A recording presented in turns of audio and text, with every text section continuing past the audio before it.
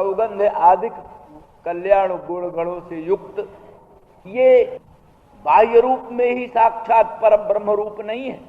न खलु गोपिका नंदनो भवान अखिल देहिना मंतरात्म दृक् विकन सार्थितो विश्वगुप्त सखौ देवान सात्वतांकुले।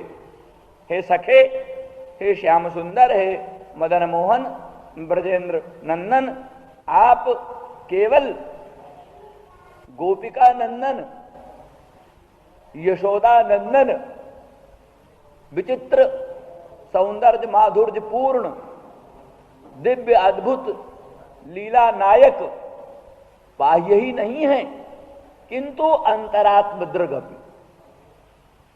आप सच्चिदानंद घन परम ब्रह्म स्वरूप कृष्ण बाह्य ही नहीं है, किंतु अंतरात्म दृढ़। जितने प्राणियों की अंतरात्मा है, प्राणियों का जो शुद्ध अंतःकरण, उसके भी दृष्टा हैं, साक्षी। अर्थात गोपांगना केवल कृष्णचंद्र परमानंद कंद को कांत समझकर अपना प्राणनाथ प्रियतम पर प्रेमास्पद कांत समझकर ही नहीं प्रेम करती थी, किंतु समझ रही हैं अंतरात्म दृक्। हे नाथ, आप सब प्राणियों की अंतरात्मा के साक्षी हो।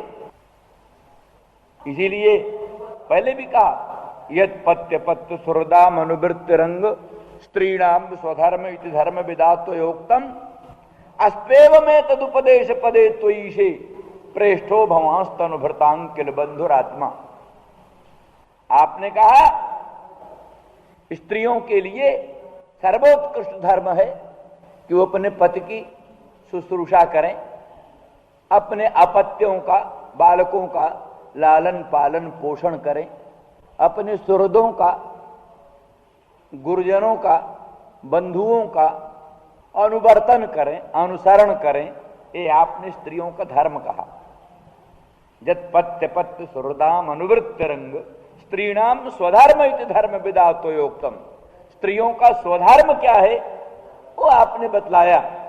भगवान कृष्ण ने पहले यही बतलाना शुरू किया कि गोपांगनाओं तो यहाँ वन में कैसी आ गई, तुम्हारा तो परम कर्तव्य है, तुम अपने गृह में रह करके अपने पति को परमेश्वर समझकर उनकी उपासना करो, अपने सास ससुर को अन्नपूर्णा विश्वनाथ समझकर उनकी आराधना करो, अपने सुहृदों का अनुसरण करो, गुरुजनों का अनुसरण करो। तुम यहाँ रात में वन में वृंदावन धाम में ऐसे कैसी चली आई? इसका अनुवाद करती हुई कहती हैं, यत पत्य पत्य सुहृदाम अनुवृत्ति रंग स्त्रीणाम स्वधर्म इति धर्म विदातो योक्तम। परम धर्मज्ञ हैं आप, व्यंग करती हुई बोलती हैं, आप बड़े धर्मज्ञ हैं, बड़े धर्मज्ञ हैं। स्त्रियों का स्वधर्म आपने बतलाया, पर आप ये भी तो धर्म जानते हैं कि ना प्रश्न कसिचित् ब्रूयात् न चान्यायेन पृच्छतः। जब तक कोई धर्म के संबंध में प्रश्न न करे तब तक बिना पूछे धर्मज्ञ को धर्म का उपदेश नहीं करना चाहिए। हमने आपसे धर्म का प्रश्न किया था क्या? तो इसी व्यंग को बोलती हुई, यद पत्य पत्य सुहृदाम अनुवृत्ति रंग स्त्रीणाम स्वधर्म इति धर्म विदातो योक्तम। धर्मज्ञ धर्मविद आपने स्त्रियों का स्वधर्म बतलाया। फिर कहते अस्त्वेवम, ठीक है ऐसा ही, अस्त्वेवम उपदेश पदे त्वयि सर्वेषाम उपदेशानाम पदे महातात्पर्य विषयी भूते परस्मिन् ब्रह्मण त्वयि एव एतत् सर्वमस्तु। जितने उपदेश हैं वेद में, अग्निहोत्रं जुहुयात्, दर्श पूर्णमासाभ्याम जजेत, अहरा संध्याम उपासीतो, जितने उपदेश हैं, जितने धर्म हैं, जितनी विधियां हैं, सब विधियों का परम तात्पर्य किसमें है? परम ब्रह्म में। अभी बतला चुके। सर्वे वेदा पदमामनंती, सब वेद परात्पर परम ब्रह्म का प्रतिपादन करते हैं। संध्या क्यों करना चाहिए? अग्निहोत्र क्यों करना चाहिए? उपासना क्यों करना चाहिए? प्राणायाम क्यों करना चाहिए? सूर्यार्घ्य क्यों देना चाहिए? सूर्योपस्थान क्यों करना चाहिए? पातिव्रत धर्म क्यों परिपालन करना चाहिए? श्वश्रु आदिकों का शुश्रूषण क्यों करना चाहिए, बालकों का लालन पालन क्यों करना चाहिए, सुहृदों का अनुवर्तन क्यों करना चाहिए, और भी विविध प्रकार के श्रौत स्मार्थ कर्म कलाप क्यों करना चाहिए। इसलिए करना चाहिए कि उनके द्वारा पाशविक काम कर्म ज्ञान का अतिलंघन होता है।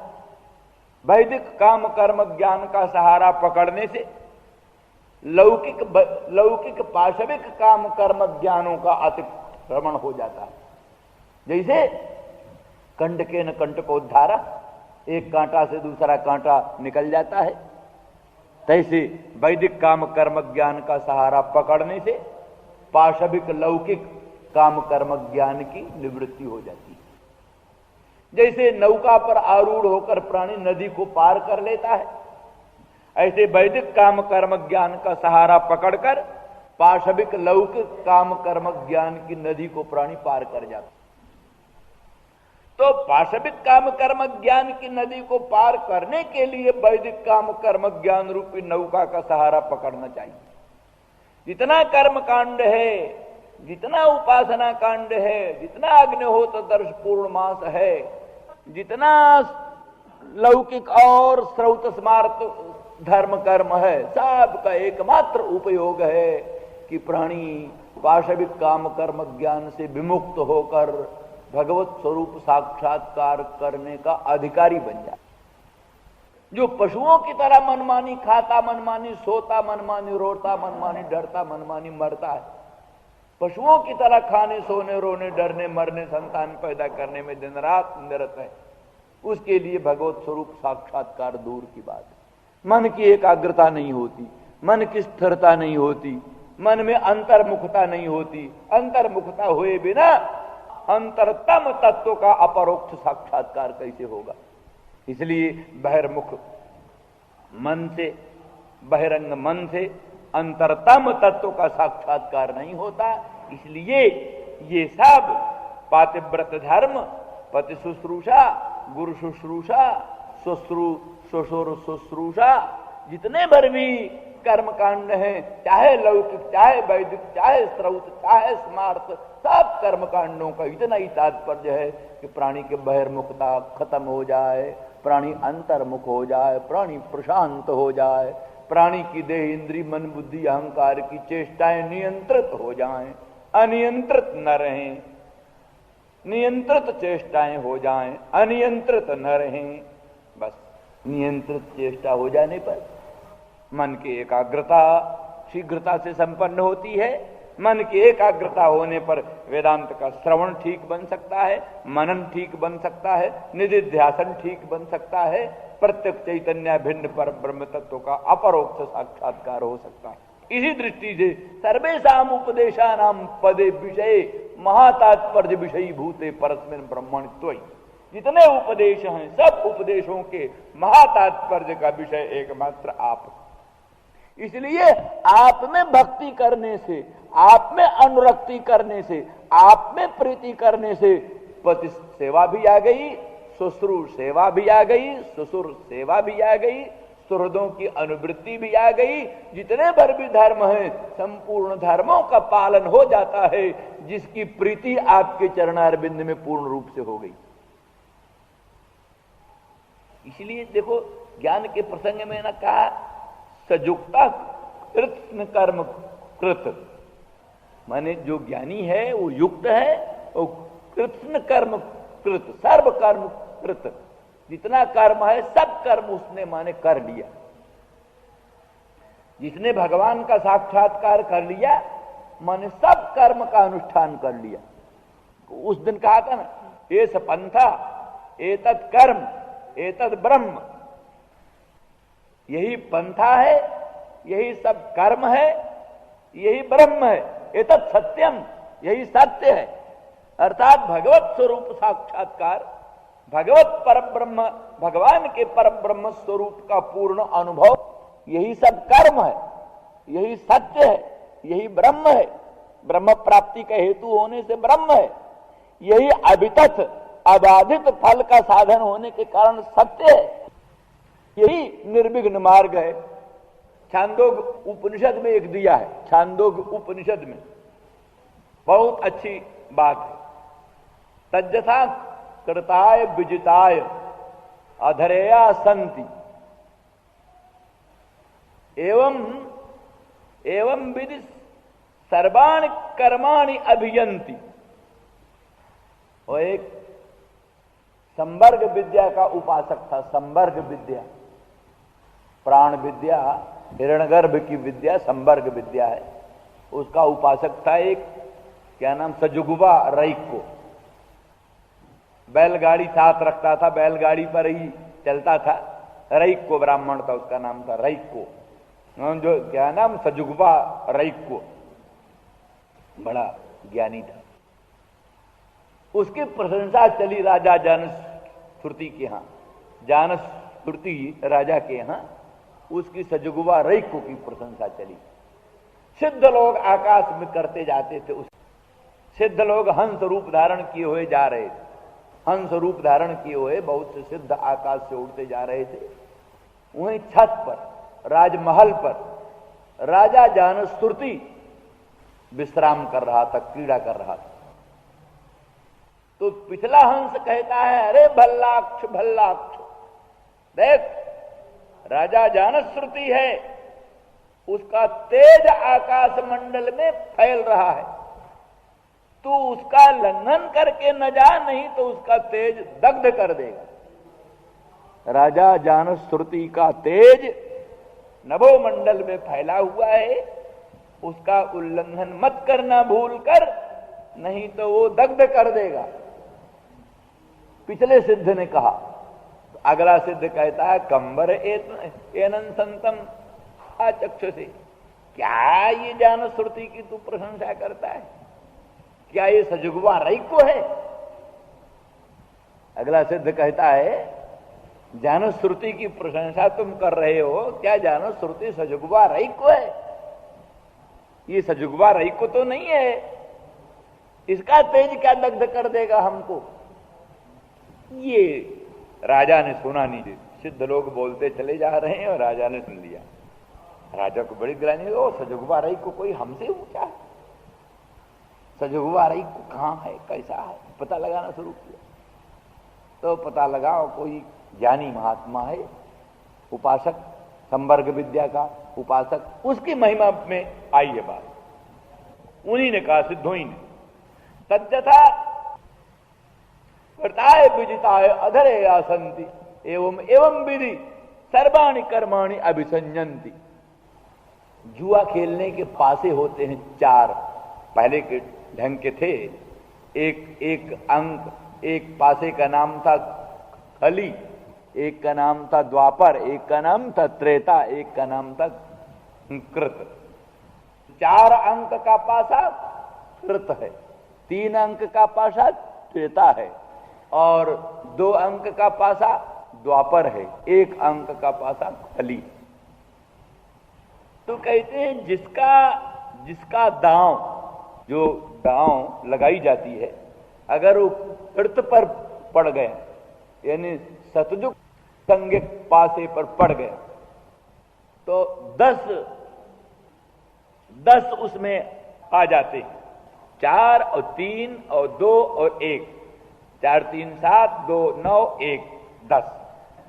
माने कलयुग पर जितने पैसे लगाए गए हैं, द्वापर पर जितने रुपए सोने लगाए गए हैं, त्रेता पर जितने सोने हीरे जवाहर लगाए गए हैं, और कृतयुग पर जितने चीजें लगाई गई हैं, तो कहते हैं जिसका उस सतयुग पर जिसका पासा पड़ जाता है, उसको वो सब चीज मिल जाती है जो कलयुग पर लगे हैं, द्वापर पर लगे हैं, त्रेता पर लगे हैं, वे सब के सब उसको मिल जाते हैं। तजथाय कृताय विजिताय अधरे आसन संजंति। कृत संज्ञक अय दूतम, कृत संज्ञकम अय दूतम, जितम विजितम जेन स कृताय विजिता, तस्मै कृताय विजिताय। मालूम पड़ता है चतुर्थ्यंत शब्द है, पर ये नहीं, चतुर्थ्यंत नहीं। कृतंच तत् अय कृताय कृताय विजितो जेन स कृताय विजित तस्मय कृताय विजिताय, मैंने कृत संज्ञक दूत को जिसने जीत लिया उसके लिए अधरे या संजन नीचे वाले जो आए हैं दूत, उन पर जो लगे हुए हैं द्रव्य सब मिल जाते हैं। खाना बना था उस पर जो चीज डाली जाती थी वो पासा होता था, लगाई जाती थी, तो वो जिसका उस पर आ जाता, जो कृपा त्रेता पर आए तो उसके नीचे के सब चीजें मिल जाती थी, द्वापर पर आए तो उसके नीचे की चीजें मिल जाती थी, कलयुग पर आए तो खाली उस पर जो चीज है वही मिल सकती थी। लेकिन जिसका क्या नाम कृत संज्ञक दूत पर पासा पड़ गया, जो कृत संज्ञक दूत पर जिसका पासा पड़ गया सब उसी की चीज मिलती है। तैसे कहा जिसने ब्रह्म स्वरूप का साक्षात्कार कर लिया, जिसने अनंत कोटि ब्रह्मांडाधिष्ठान स्वप्रकाश परात्पर पर ब्रह्म का अनुभव कर लिया, उसका जितने संसार में पुण्य होते हैं, जितने सत्कर्म होते हैं, जितने धर्म होते हैं, सब उसी को मिल जाते हैं, सब उसी को मिल जाते। इसलिए सर्वं कर्माखिलम पार्थ ज्ञाने परिसमाप्यते, जितना कर्म है, जितना संसार में अखिल कर्म, सर्वं कर्माखिलम, सर्वम भी और अखिलम भी, जो कुछ भी कर्म है सब ज्ञाने परिसमाप्यते, ज्ञान में ही सबकी समाप्ति होती है। इसलिए जिसने भगवत तत्व का साक्षात्कार कर लिया, जिसने भगवान का अनुभव कर लिया, वो सर्व कर्म कृत, माने सब कर्म को उसने कर लिया, कोई बाकी नहीं रहा। जैसे कृतसंज्ञक दूत को अपने बस में कर लेने पर सब दूत अपने बस में हो जाते हैं, उस पर आने वाली सब संपत्तियां उसके बस में हो जाती हैं, ऐसे परब्रह्म रूप तत्व को अपरोक्ष साक्षात्कार कर लेने से जितने कर्म कांड के फल हैं, जितने उपासना कांड के फल हैं, जितने विभिन्न विभिन्न अभ्यासों के फल हैं, वो सब के सब उसको मिल जाते हैं। इसलिए कहा अस्त्वेव में तदुपदेश पदे त्वयि से, सभी उपदेशों के महातात्पर्य का विषय जो आपकी उपासना कर लेने पर, आपका साक्षात्कार कर लेने पर, उसी से गुरु शुश्रूषा भी हो गई, पति शुश्रूषा भी हो गई, सूर्द शुश्रूषा भी हो गई, संपूर्ण शुश्रूषाएं पूर्ण हो जाती, ये गोपांगनाओं ने कहा। तो उसी प्रसंगानुसार कहती हैं कि तो क्यों कहते प्रेष्ठो भवांस तनुभृतांकिल बंधुरात्मा, जितने तनुधारी हैं, जितने शरीरधारी हैं, सबके आप ही मुख्य बंधु हैं, आप ही मुख्य आत्मा हैं, और सब आप ही सबके पर प्रेम के आस्पद, माने परमानुराग के पर प्रेम के आस्पद आप ही। तो इसीलिए कहा गोपीनां तत्पतीनां सर्वेषामेव देहिनां जोन्तश्चरति सोऽध्यक्ष, सभी गोपियों के भीतर जो रहने वाला अंतरात्मा और गोपियों के पतियों के भीतर रहने वाला जो अंतरात्मा और अन्य अन्य प्राणियों के जो अंतरात्मा, जोन्तश्चरति सोऽध्यक्ष, वही अध्यक्ष परात्पर पर ब्रह्म भगवान कृष्ण। तो खाली गोपियों के ही पति नहीं, गोपियों के पतियों के भी पति और संसार के जितने प्राणी हैं सबके ही अंतरात्मा, सबके ही साक्षी, सबके ही दृष्टा, सबके ही पर प्रेमास्पद, सबके ही पति भगवान ही है।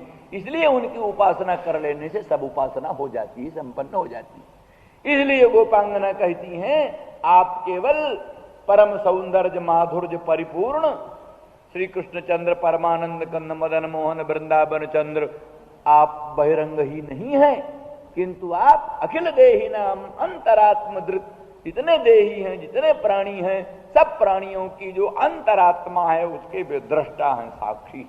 इसलिए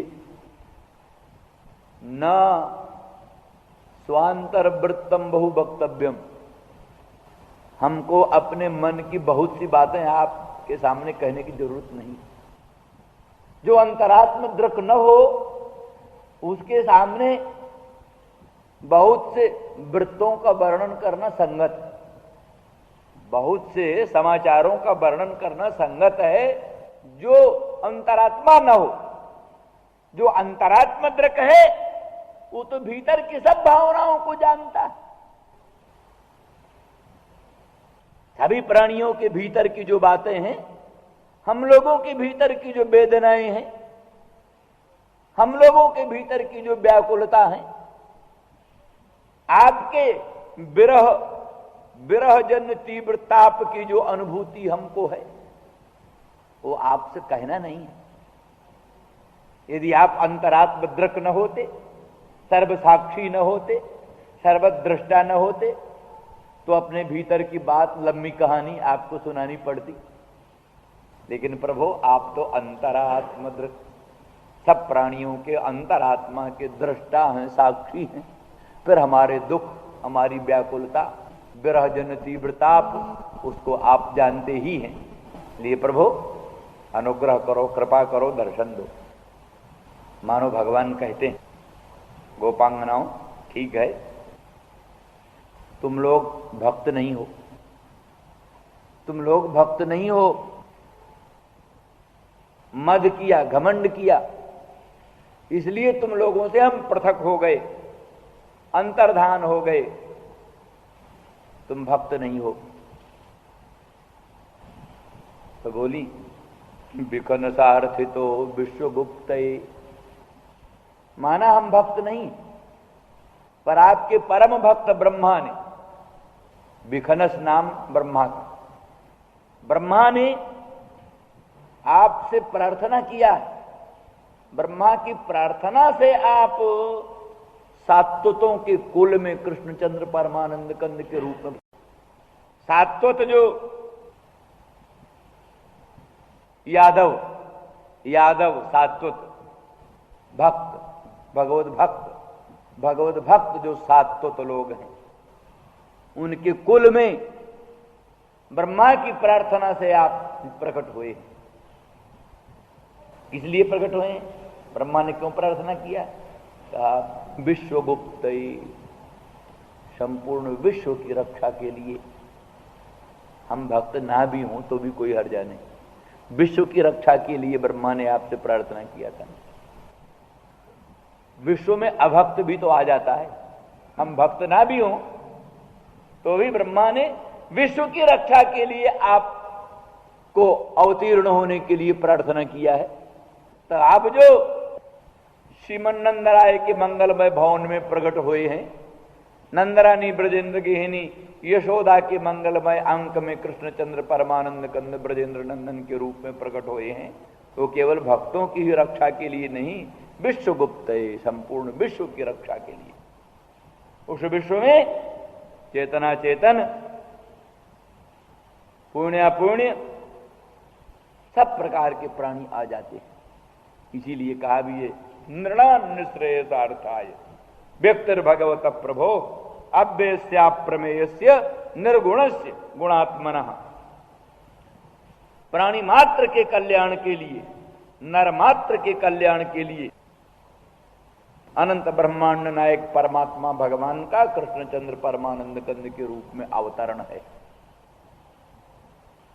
निर्गुण, निराकार, निर्विकार, गुणात्मा, सर्वाधिष्ठान, अप्रमेय, सर्वसाक्षी भगवान का अवतार प्राणी मात्र के कल्याण के लिए। इसलिए कामं क्रोधम भयम स्नेहम ऐक्यम सौहृदमेव च। भले भगवान के प्रति काम हो जाए, क्रोध हो जाए, स्नेह हो जाए, ऐक्य, किसी भावना से भी, जिस किसी भावना से भी भगवान को जो भजता है उसका परम कल्याण हो जाता है।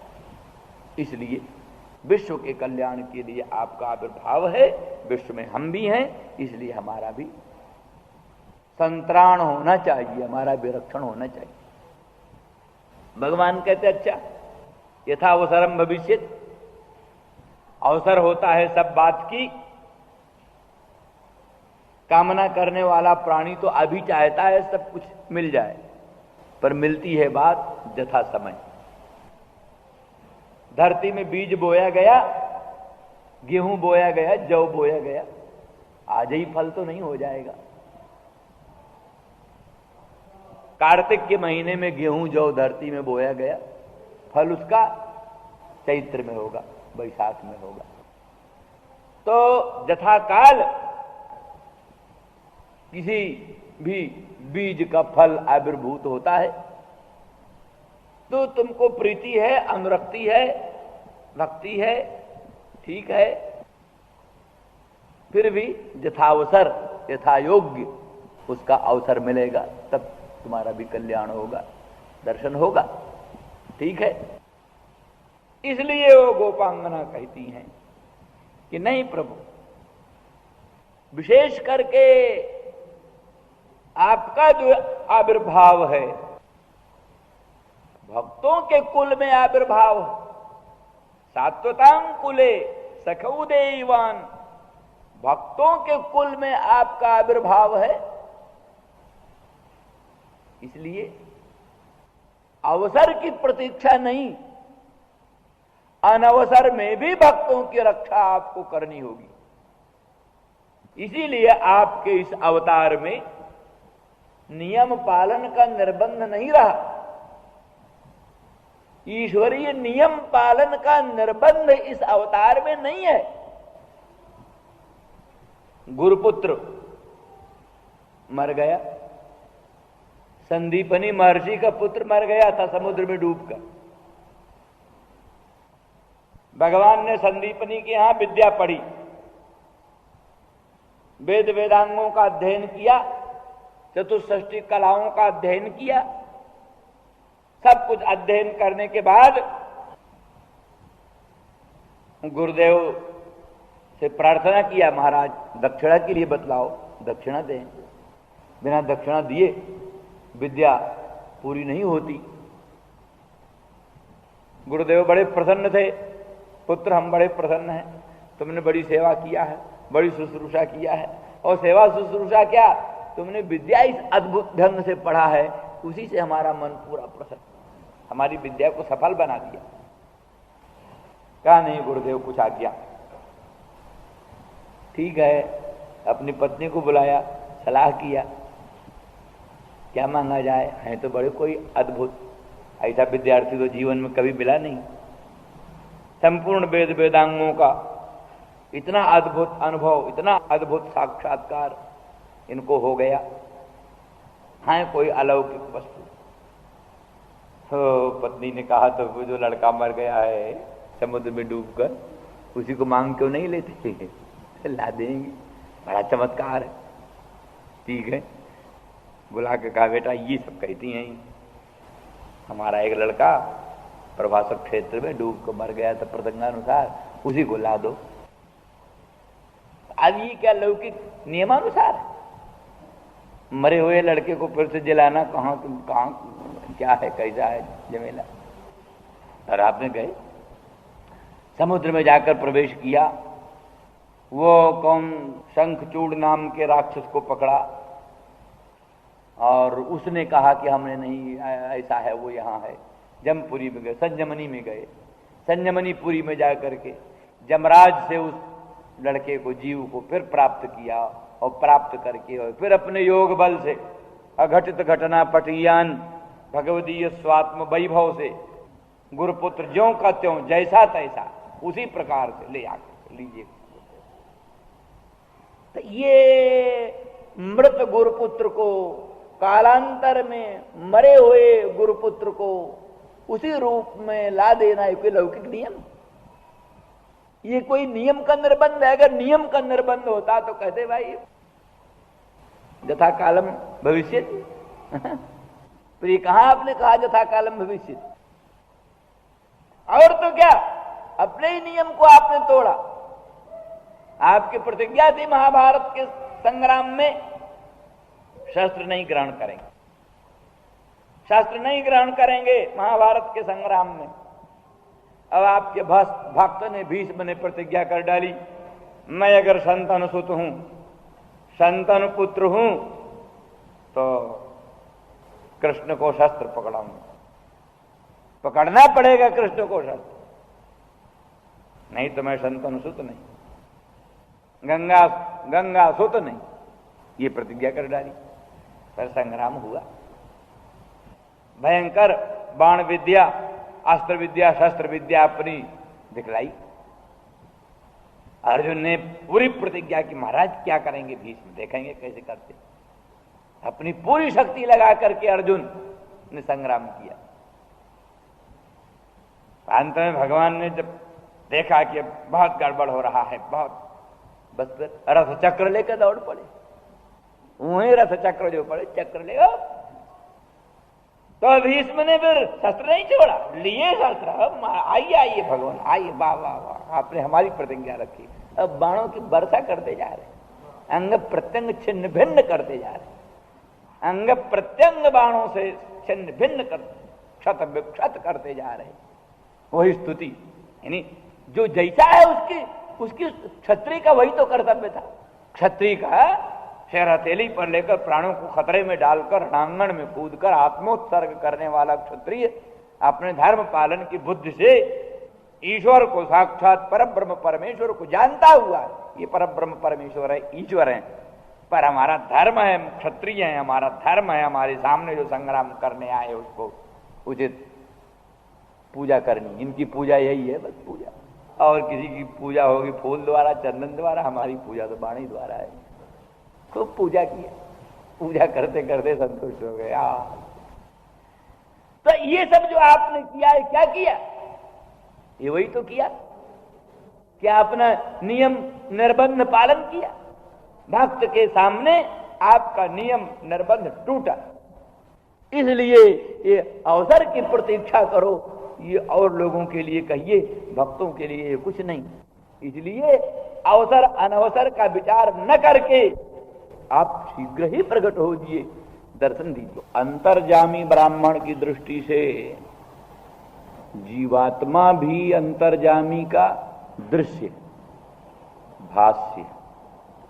जैसे कि अंतर्जामी ब्राह्मण में आता है, जहां आत्मन तिष्ठन आत्मनो अंतरः आत्मा यम न वेद आत्मा यस्य शरीरम एषते आत्मा अंतर्जामी अमृता। कहीं तो विज्ञाने तिष्ठन, विज्ञान शब्द से ही अंतरात्मा किसी शाखा में ग्राह्य है, किंतु किसी शाखा में साफ आत्मा ही ऐसा पाठ है। बृहदारण्यक में आत्मा नहीं है पाठ, इसमें माने ये काण्व शाखीय जो बृहदारण्यक उपनिषद है उसमें आत्म पाठ नहीं, दूसरे में आत्म पाठ। तो इसलिए इसका अर्थ है जो आत्मा में रहता है, आत्मा के भीतर रहता है, आत्मा जिसको नहीं जानता, आत्मा जिसका शरीर है, वह आत्मा अंतर्जामी। सभी जगह उसका ऐसा ही वर्णन है। जब पृथिव्यांतिष्ठन पृथिव्या अंतर पृथ्वी जम नवेद पृथ्वी यश शरीरम एषते आत्मा अंतर्जामी अमृता। जहाँ आकाशे तिष्ठन आकाशादंतर, ऐसे काफी अंतर्जामी ब्राह्मण बड़ा ब्राह्मण है, लंबा ब्राह्मण है, ऐसा वर्णन है। इस प्रसंग में अंतरात्मदृक् उस अंतर्जामी को कहा जा सकता है, जो कि अंतरात्मा जो है माने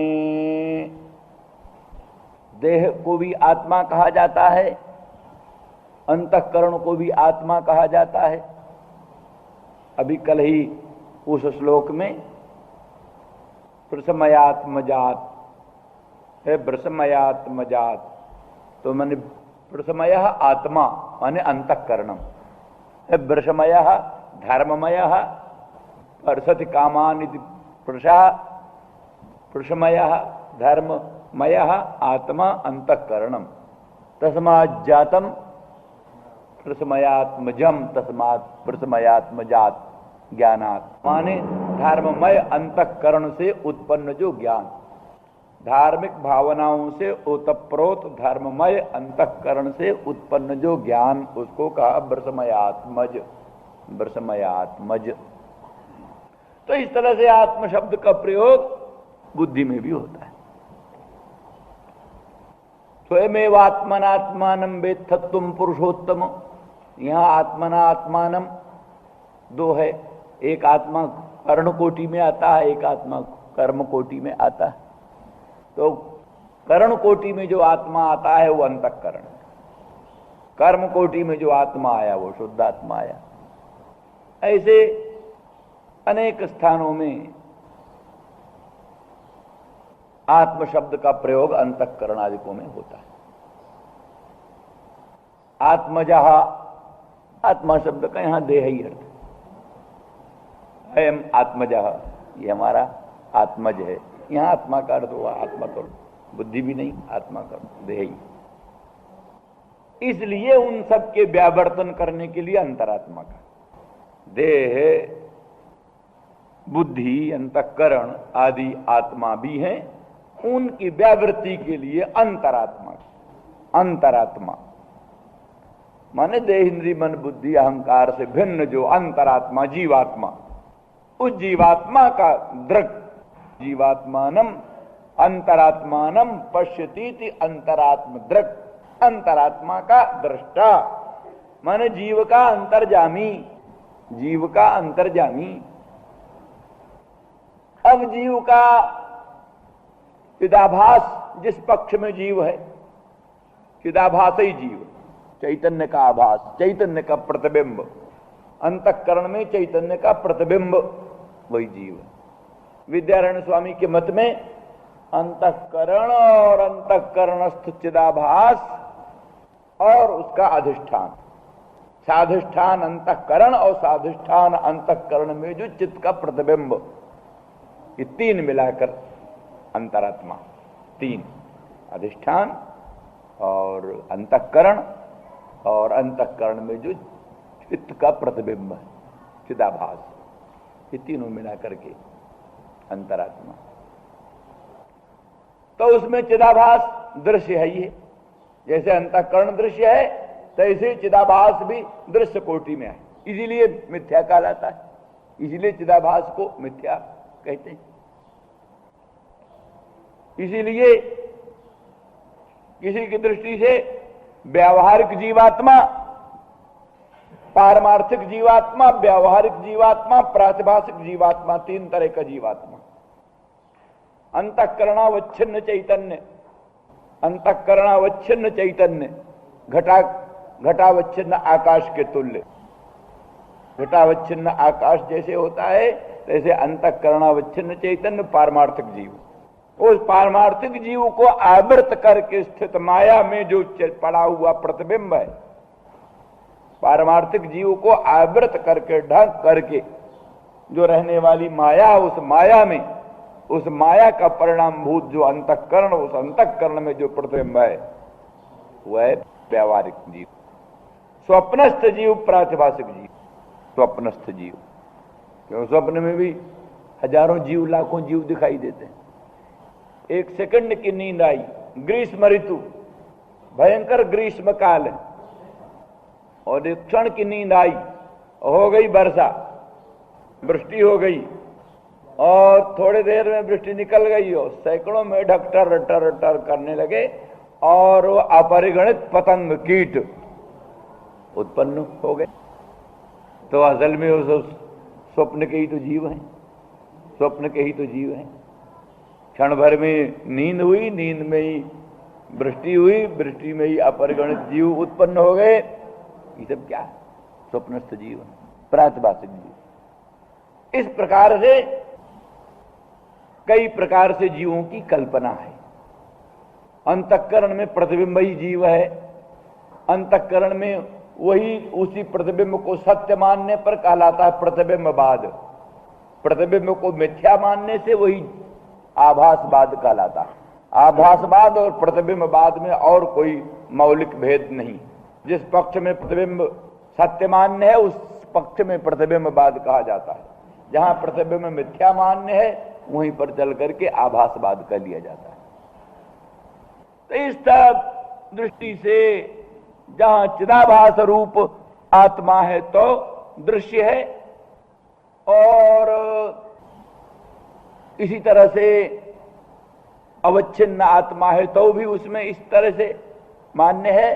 सर्वथा की एक अंतरात्म दृक्, अंतर्जामी, सर्वद्रष्टा, सर्वसाक्षी तत्व मान्य।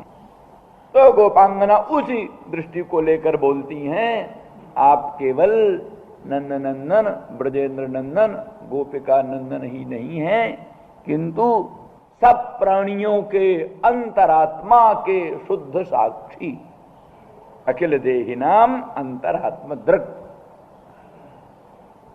तो अंतरात्म दृक् तो अदृश्य होता है, अग्राह्य, अलक्षण, अचिंत्य, अव्यपदेशी होता है। मैं तो साकार हूं, तुम्हारे सामने खड़ा हूं, मुझे अंतरात्म दृक् कैसे कहती हो? तो बोली विकन सार्थितो विश्वगुप्त सख उदेयवान सात्वतांकुले। हे सखे, सखा कहती हैं, भगवान कृष्णचंद्र को सखा मानती हैं। हे सखे, आप वही अखिल देहियों के अंतरात्मा ही ब्रह्मा की प्रार्थना से विकन सार्थितः, ब्रह्मणा अर्थितः प्रार्थितः, ब्रह्मा की प्रार्थना से विश्वगुप्त, संसार के कल्याण के लिए, क्योंकि ब्रह्मा विश्व का रचयिता है, तो उसको उसके विरचित जगत के रक्षण का आश्वासन न मिले, काहे को विश्व का निर्माण करे? अंधी पीछे कुत्ती खाए, वो विश्व को बनाता जाए, दूसरा विश्व का संहार करता जाए, क्यों विश्व बनाएगा? इसलिए विश्व इस आश्वासन पर वो बना सकता है जब उसकी रक्षा की कोई गारंटी दे। इसीलिए जहां ब्रह्मा विश्व का निर्माण करते हैं, वहां विष्णु भगवान विश्व का पालन करते हैं। विष्णु भगवान विश्व का पालन करते हैं, फिर यथावसर संहार भी होता है। असल में इसीलिए एक ही वस्तु होती है, जो खेत को बोता है वही खेत को सींचता है, पालन करता है, तो वही खेत को काटता है। ये थोड़ा न बोए दूसरा, काटे दूसरा और सींचे तीसरा। जो खेत को बोने वाला वही खेत को सींच करके पालन पोषण करने वाला, और वही अंत में काटने वाला। यही तो बात।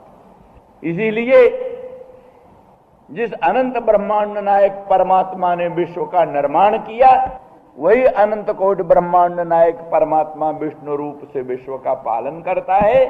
वही अनंत कोटि ब्रह्मांड नायक परमात्मा शिव रूप से विश्व का संहार करता है। इसलिए श्रुति स्पष्ट कहती है, यथो वा इमानि भूतानि जायन्ते येन जातानि जीवन्ति जत प्रयन्ते विषम विशन्ति तद विजिज्ञासस्व तद ब्रह्म।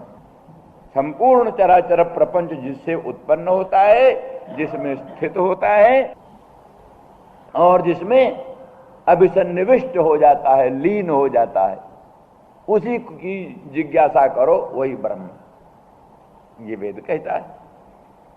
सर्वत्रापि सृष्टि स्थिति लय लीलत्व, सृष्टि स्थिति लय लीलत्व ही ब्रह्म का लक्षण।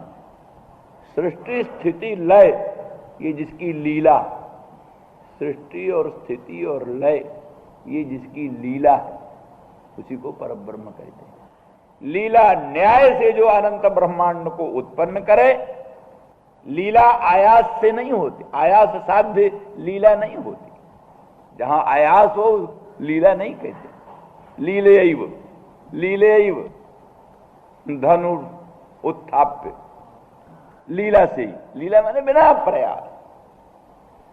कहते हैं लीला में भी फिर भी अगर कुछ परिश्रम होता हो तो हो, यहां तो उतना भी परिश्रम नहीं। लोकवत्तु लीला कैवल्यम, लोकवत्तु माने ब्रह्मणा लोकवत्वम, लोकादि निर्मातृत्वम कथम संभवते? लीला कैवल्यम, लीला एव लीला कैवल्यम, लीला एव न तत्र अन्यत् किमपि। इसलिए लोकवत्तु माने ब्रह्म की जो लोकवत्ता है, माने सब प्रपंचता है, माने अनंत ब्रह्मांड की उत्पादकता, पालकता, संहारकता, ये जो कुछ है वो लीला कैवल्यम, लीला मात्र, अर्थात किंचन मात्र भी आयास नहीं, प्रयास नहीं। इसलिए जगद उत्पत्ति स्थिति लय लीलत्व, यही ब्रह्म का असाधारण लक्षण है। ये लक्षण जिसमें घट जाए वो परब्रह्म है। आकाश पदवाच्य में भी कहीं ये घट गया है तो उसको भी कह दिया है ब्रह्म। आकाशादेव खल्लुमान भूतानि जायन्ते आकाशेन जातानि जीवन्ति। कहा भाई ये आकाश कोई प्राकृत आकाश नहीं, भौतिक आकाश नहीं। भौतिक आकाश से ब्रह्मांड की उत्पत्ति स्थिति लय नहीं बन सकता। इसलिए यहाँ आकाश का अर्थ है आसमंतात काशते प्रकाशते इति आकाशम, शुद्धम ब्रह्म, शुद्ध ब्रह्म ही आकाश है।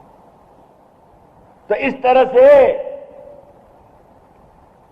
वही परमेश्वर अनंत ब्रह्मांड नायक प्रभु ब्रह्मा रूप से विश्व का उत्पादन करता है, पर अपने उत्पादित विश्व की रक्षा के लिए, हमारा उत्पादित ब्रह्म व्यर्थ न जाए इसलिए है ना। पहले जो है ब्रह्मा ने बनाया बहुत से हरजस्व इत्यादिकों का निर्माण किया, तो वो सब जो है सो वैराग्य धारण करके जाकर अपना ध्यान धारणा समाधि करने लगे। दक्ष के पहले और बहुत से लोग, हरजक्ष आदि, हरजस्वाहा इत्यादि बहुत से नाम लिखे हुए।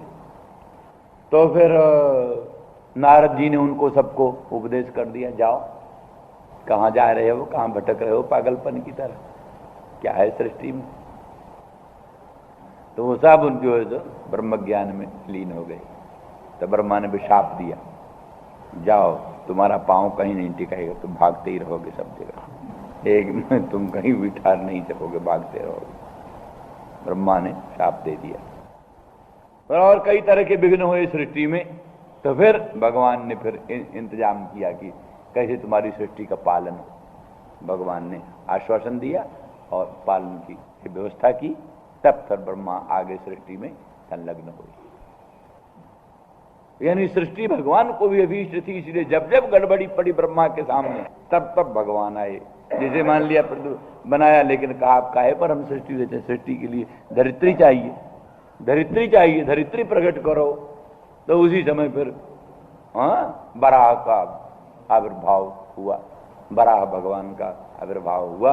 वो समुद्र में गोता लगाकर रसातल में गई हुई धरित्री को उठाकर लाए, उस पर चलकर सृष्टि शुरू हुई, इत्यादि इत्यादि सारी बात। तो सर्वथा भी ब्रह्मा विश्व की रक्षा के लिए, स्व निर्मित विश्व के संतरण के लिए, रक्षण के लिए आपसे प्रार्थना किया था। इसलिए आप जो है सो सात्वताम कुले भक्ता नाम कुले जाता, अवतीर्ण, भक्तों के कुल में अवतीर्ण हुए।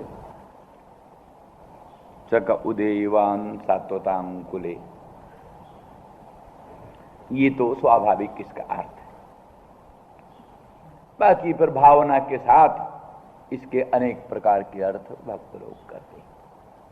वो जैसा कि कल बतलाया, गोपांगना कहती हैं एक इस भावना से कि यहाँ ये नहीं है जैसे और लोग वेदांती, अद्वैती आदि दूसरे ढंग का अर्थ कर लेते हैं। न भवान गोपिका नंदन, आप गोपिका नंदन नहीं हैं, अर्थात ये तो आपका माइक रूप है। वस्तुतः आप अखिल देही नाम अंतरात्म दृक्, अखिल देहियों के अंतरात्मा के साक्षी हैं, सर्वद्रष्टा। मानो जो श्लोक है ना गीता वाला, अव्यक्तम व्यक्तिमापन्नम मन्यन्ते माम बुद्धयः परम भावम जानन्तो ममाव्ययमनुत्तमम्। तो अव्यक्तम व्यक्तिमापन्नम, अब इसमें टोन की भेद, जैसे कहते बोल चाल में टोन, कैसी टोन, किस टोन से बोले, तो कहते अव्यक्तम माम वस्तुतः अबुद्धयः व्यक्तिमापन्नम मन्यन्ते। मैं हूं तो अव्यक्त, अदृश्य, अग्राही, अलक्षण, अचिंत्य, अव्यपदेश, निर्विकार, किंतु अबुद्धि लोग मुझको व्यक्तिमापन्नम मन्यन्ते। निर्बुद्ध लोग मुझको व्यक्ति आपन्न समझते हैं, व्यक्त हो गया। कृष्णचंद्र परमानंद कंद व्यक्त हो गए, ऐसा अबुद्धि लोग, निर्बुद्धि लोग मानते हैं। वस्तुतः मैं अव्यक्त ही हूं। और कुछ लोग कहते व्यक्तिमापन्नम माम अबुद्धया अव्यक्तम मन्यन्ते। मैं तो सगुण साकार सच्चिदानंद घन प्रत्यक्ष तुम्हारे सामने खड़ा हूं, फिर भी कुछ मूर्ख लोग मुझको अव्यक्त कहते हैं। तो दोनों ही अर्थ बन जाता है। अव्यक्तम व्यक्तिमापन्नम मन्यन्ते माम अबुद्धया, मैं तो अव्यक्त हूं, निर्गुण निराकार निर्विकार हूं, पर अबुद्धि लोग मुझको व्यक्तिमापन्न मानते, व्यक्ति व्यक्त हुआ मानते, सगुण साकार अवतार लिए हुए मुझको मानते। दूसरे कहते नहीं, व्यक्तिमापन्नम माम अबुद्धया अव्यक्तम मन्यते। वस्तुतः मैं व्यक्ति भाव को आपन्न हूं, साक्षात सगुण साकार सच्चिदानंद घन अनंत कोटि ब्रह्मांड नायक तुम्हारे सामने खड़ा हूं, फिर भी कुछ मूर्ख लोग मुझको अव्यक्त ही कहते रहते हैं। भगवान निर्गुण ही है, निराकार ही। तो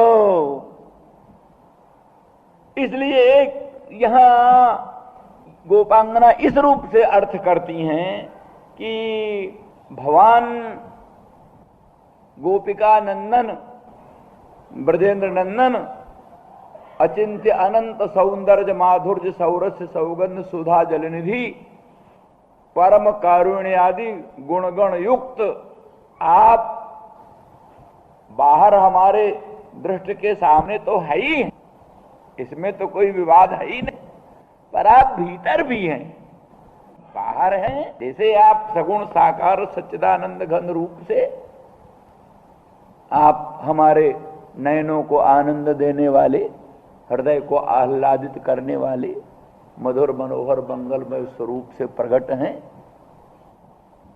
उसी तरह से आप भीतर भी हैं, अंतरात्मा के साक्षी भी, ये मतलब। इसीलिए न खलु केवलम गोपिका नंदनो न पितु अंतरात्म दृगपि। केवल आप गोपिका नंदन ही नहीं है, किंतु गोपिका नंदन भी है, अनंत सौंदर्य माधुर्य परिपूर्ण गोपिका नंदन भी है, और अंतरात्मा के दृष्टा साक्षी भी। यही अर्थ वहां पूर्वापर के प्रसंग से अभिप्रेत है। तो एतावता नाथ, और हृदय का वृत्तांत आपसे क्या कहें? हृदय के दुख का वृत्तांत आपसे क्या कहें? जो अंतरात्मा का दृष्टा न हो, जो अंतरात्मा का साक्षी न हो, उससे सब दुख का रोना संगत। जो अंतरात्मा के साक्षी हो, दृष्टा हो, आप जान रहे हो हमारे हृदय की व्यथा को, हृदय के संताप को, इस अभिप्राय से अंतरात्म दृष्टि। न खलु गोपिका नंदनो भवान किल देयाम अंतरात्म दृष्टि। और थोड़ी देर के लिए मान लीजिए हम भक्त नहीं है, हम जैसा अनुराग आपके मंगलमय चरणार बिंद में होना चाहिए, क्योंकि ये उच्च कोटि के भक्त कभी अपने को भक्त नहीं मानते। जितना जो भक्त नहीं है वही अपने को भक्त मानता है। अगर भक्ति का कण भी हृदय में आ गया, ये सब क्या, ये सब बनावटी बात नहीं कहते गोस्वामी तुलसीदास जी या सूरदास जी, मोसन कौन कुटिल खल कामी, बनावटी बात कहते हैं। ऐसा उनके हृदय में भाषित ही होता है। यद्यपि महान संत बड़े उच्च, पर उनके मन में कभी ये नहीं भाषित होता हम महान संत। उनके मन में यही भाषित होता, मोसन कौन कुटिल खल कामी। उनको अपने से अधिक कुटिल, अपने से अधिक खल, अपने से अधिक कामी दूसरा प्रतीत ही नहीं होता। ये संतों के शुद्ध भाव हैं। पापो हम पाप कर्मा हम पापात्मा पाप संभव त्राहि माम पुंडरीकाक्ष। वेदांती कहते हैं पुण्यो हम पुण्य कर्मा हम पुण्य आत्मा पुण्य संभव। तो इस तरह से ऐसी बातें चलती हैं, पर असल में बात ये नहीं। यहां तो असल में अनौद्धत्य दूर करने का ये उपाय है। एक औद्धत्य जो है, उद्धतता, उद्दंडता, उद्दंडता दूर करने का रास्ता। आजकल यही तो बात है। जरा सा संध्या किया, जरा सा एकादशी व्रत रहा, हाँ साहब हम भी खूब भजन करते हैं, हम भी तपस्वी, ऐसी बुद्धि मन में आ जाती है। अहंकार हुआ ना, तो अहंकार है तो मूल रूप से पतन का मूल, पतन का मूल अहंकार। तो अब साहब पानी से तो आग बुझती है, और पानी में आग लग जाए तो क्या करें, कैसे बुझाऊं? लकड़ी उकड़ी में आग लग गई हो तो पानी डाल के बुझा दो, और पानी में आग लग गई तो कैसे बुझावें, क्या करें? तो भजन करने से, ध्यान करने से तो अहंकार दूर होता है, और भजन ध्यान करने का अहंकार हो जाए तो उसको क्या करें, कैसे हटावें? एक हमारे महात्मा थे, सन्यासी, बड़े पुराने बूढ़े, उन्होंने कहा महाराज बिल्ली निकालने का प्रयास किया था, ऊंट घुस गया भीतर। संन्यास तो लिया था, अहंकार की बिल्ली पेट में घुसी थी उसको निकालने के लिए। तब संन्यास के बाद में ऊंट अहंकार, ऊंट जैसा अहंकार घुस गया और बढ़ा। हम सन्यासी हैं, परमहंस परिव्राज का आचार्य ज्ञानी शिरोमणि ये। तो पेट से, हृदय से बिल्ली निकालने की कोशिश करने लगे, ऊंट घुस गया, कुछ फायदा नहीं हुआ। इस तरह से जो समझदार हैं, अपनी स्थिति समझते हैं, वो इन माया जालों में नहीं फंसते, बाह्य आडंबर में नहीं फंसते, वस्तु स्थिति को समझते हैं। तो इसीलिए इन संतों ने कहा मोसन कौन कुटिल काम। श्रीधर स्वामी, ये श्रीधर स्वामी इतने बड़े महान, जिनकी शिक्षा भगवत पर प्रसिद्ध है, और क्या नाम है, सनातन गोस्वामी आदि, जीव गोस्वामी आदि, जिनका पादारविंद की वंदना करते हैं, श्रीधर स्वामी नाम बंदे, श्रीधर स्वामी की बड़ी वंदना करते हैं। इसी गोपिका गीत के प्रसंग में कहा श्रीधर स्वामी नाम किंचित उच्छिष्ट मुपचीय।